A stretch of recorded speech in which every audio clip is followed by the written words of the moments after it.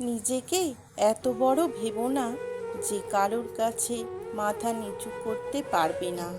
কারণ একজন স্বর্ণপদক বিজেতাকেও মাথা ঝোঁকাতে হয় পদকটি গ্রহণ করার জন্য।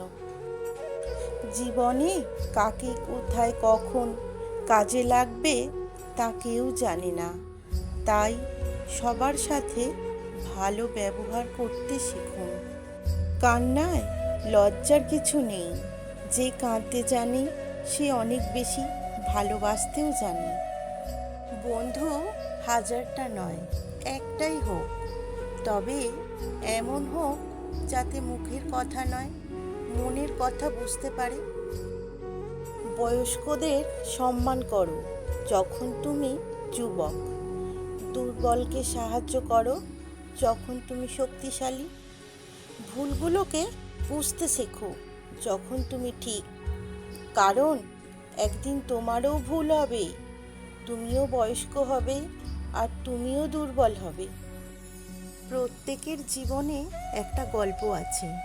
অতীতে ফিরে গিয়ে গল্পের শুরুটা কখনো পরিবর্তন করা সম্ভব নয়, কিন্তু কঠোর পরিশ্রমের মাধ্যমে তুমি গল্পের শেষটা চাইলেই নতুন করে সাজিয়ে তুলতে পারো। কারো ক্ষতি করে নিজেকে মহান ভাবছো? মনে রাখবে, ভাঙতে তো একটা বাচ্চা ছেলেও পারে, গড়তে পারে কজনই।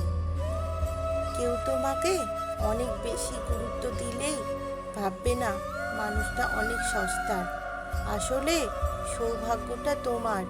পৃথিবীতে এত মানুষ থাকতেও সে তোমাকে সময় ও গুরুত্ব দিচ্ছে। নিজেকে চালাক ভাবার মধ্যে কোনো অপরাধ নেই, তবে অন্যকে বোকা ভাবা, আপনার মতো মূর্খ আর কেউ নেই। সবার মধ্যেই কিছু না কিছু বিশেষত্ব থাকেই। সম্পর্কের গুরুত্ব বোঝাতে হলে প্রথমে যোগাযোগ বন্ধ করো। কিছুদিনের মধ্যেই বুঝতে পারবেন আপনি তার প্রিয়জন না, প্রয়োজন ছিলেন।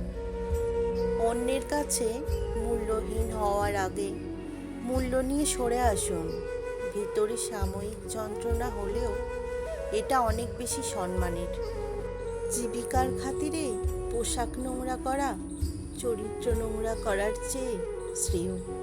পোশাক নোংরা হলে তা সাবান দিয়ে ধোয়া যায়, কিন্তু চরিত্র নোংরা হলে ধুতে পারা যায় না। মানুষের জীবনে সব থেকে বেশি যে জিনিসটি প্রয়োজন তা হলো ধৈর্য।